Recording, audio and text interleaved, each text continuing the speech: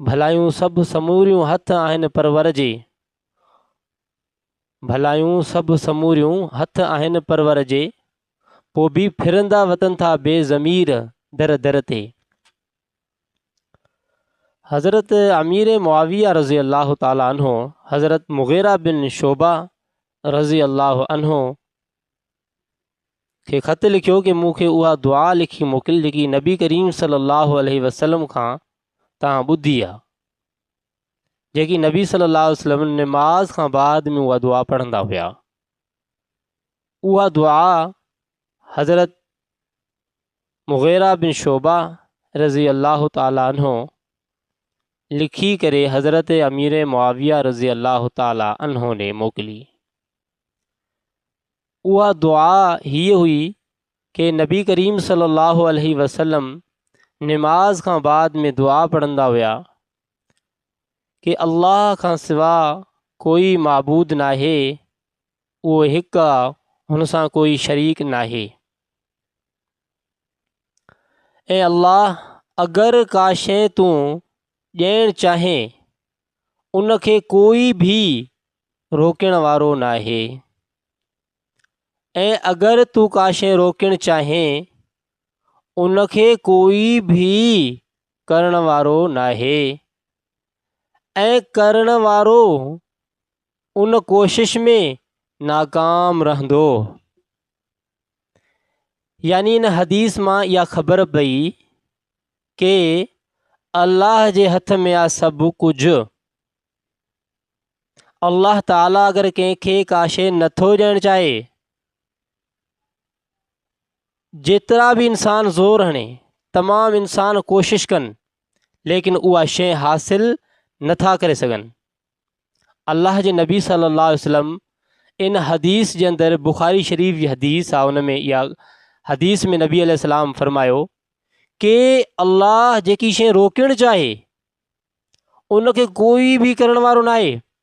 मसलन अल्लाह ताला कंहिंखे औलाद नथो ॾियणु चाहे, कंहिंखे धीउ नथो ॾियणु चाहे, कंहिंखे पुटु नथो ॾियणु चाहे, ऐं ॿई कंहिंखे नथो ॾियणु चाहे, उहे नामुराद रहंदा। छो कि उन में दाओ इन ॻाल्हि जो करणु कि मां हिते वेंदुसि, मूंखे हीअ शइ मिलंदी, जॾहिं कि अल्लाह ताला इहे सभु शयूं पंहिंजी ज़ात जे हथ में रखियूं आहिनि। अॼु इंसान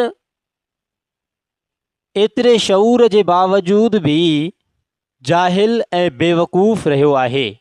छो कि जॾहिं कि उनखे सभु कुझु ख़बर आहे कि जंहिं रब खे मां मञा थो, जंहिं जॻह मां सजदो कंदो आहियां, जंहिंखे पंहिंजो ख़ालिक मञियो अथमि, जंहिंखे मालिक मञियो अथमि, जंहिंखे राज़िक़ मञियो अथमि, जंहिंखे ज़िंदगी ऐं मौत जो मालिक मञियो अथमि, उन खां सवाइ ॿियो केरु आहे जेको मूंखे भलाई ॾेई सघे? उन खां सवाइ ॿियो केरु आहे जेको मूंखे कुझु ॾेई सघे, मूंखे कुझु खसे सघे? इंसान गुमराह ख़ुदि पाण थींदो आहे पंहिंजी जहालत ते, माण्हुनि जे चवण ते।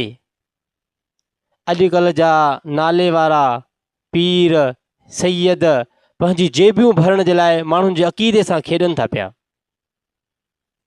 माण्हुनि जो अक़ीदो बर्बादु करे छॾियूं, माण्हुनि जे अंदरि दीन इस्लाम जो असल शऊर ख़तमु करे छॾियूं। सिर्फ़ु इहो दर्स ॾिनूं कि असांखे सम्झो दीन सम्झो, असांखे सम्झो दीन सम्झो, असांखे सम्झो दीन सम्झो। हता कि कंहिंखे सम्झण सां दीन नाहे सम्झिबो। दीन रसूलुल्लाह सल्लल्लाहु अलैहि वसल्लम जी सुन्नत सां सम्झिबो आहे। हुज़ूर सल्लल्लाहु अलैहि वसल्लम जे सीरत सां दीन खे सम्झियो वेंदो आहे। कंहिं पीर या कंहिं बुज़ुर्ग या वलीअ खे ॾिसी न सम्झिबो आहे दीन खे। न उहो असांजे लाइ का हुजत आहे, न उहो असांजे लाइ का दलील आहे, न उहो असांजे लाइ का शरीयत आहे। शरीयत असांजे लाइ उहा ई आहे कि हज़रत मोहम्मद करीम सल्लल्लाहु अलैहि वसल्लम जेकी असांखे सेखारी आहे, असांखे सम्झाई आहे, असांखे दर्स ॾिनो आहे, असांखे अल्लाह सां जोड़ियो आहे। मुसलमान अल्लाह खे मञण खां बाद भी अगरि इहो गुमान रखे कि फ़लाणो मुंहिंजी मुश्किल खे हल करे सघे थो, फ़लाणो पीर मुंहिंजी मुश्किल खे हल करे सघे थो, फ़लाणो मुश्किल कुशा आहे, फ़लाणो हाजत रवा आहे, ॿुधाए पोइ उन्हनि जे मथां मौत छो ईंदी आहे? ॿुधाए कि दुनिया में पोइ छो था लॾे वञनि, छो उन्हनि जे मथां मिटी वेंदी आहे, छो उन्हनि खे चारपाई ते खट ते खंयो वेंदो आहे? छाजे करे? अलाह ताला इहो साबित करणु चाहे थो कि हिकु ज़ात आहे जेकी मुंहिंजी ज़ात आहे, जंहिं की ज़ात जे मथां को ज़वाल नाहे, यानी उन जे मथां को मौत नाहे। उहो हयात आहे हमेशह हुन जे लाइ, बाक़ी कंहिंजे लाइ हमेशह जी हयात नाहे। दुनिया में नबी आया, पीर आया, पैगंबर आया, वली आया, रसूल आया, जेतिरा बि आया, सभिनि खे अलाह ताला दुनिया में ज़िंदगी ॾिनी ऐं उन्हनि बहितरीनु ज़िंदगी गुज़ारी। बहितरीनु ज़िंदगी खां बाद में अलाह ताला हुननि खे मौत ॾिनी, उन्हनि खे वफ़ात ॾिनी, उन्हनि खे पंहिंजे हथनि सां सहाबाए कराम ऐं उन्हनि खे जेके मञण वारा हुया उन्हनि खे पंहिंजे हथनि सां क़बरुनि में अंदरि दफ़न करे आया।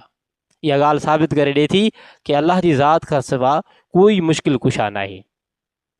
अलाह जी ज़ात ई मुश्किल कुशा आहे, अलाह जी ज़ात ई हाजत रवा आहे। यकीन सां कोई अलाह जी ज़ात खे मञे ऐं पुकारे, मदद घुरे, इंशा अल्लाह ताला अलाह जी ज़ात ज़रूरु हुन जी मदद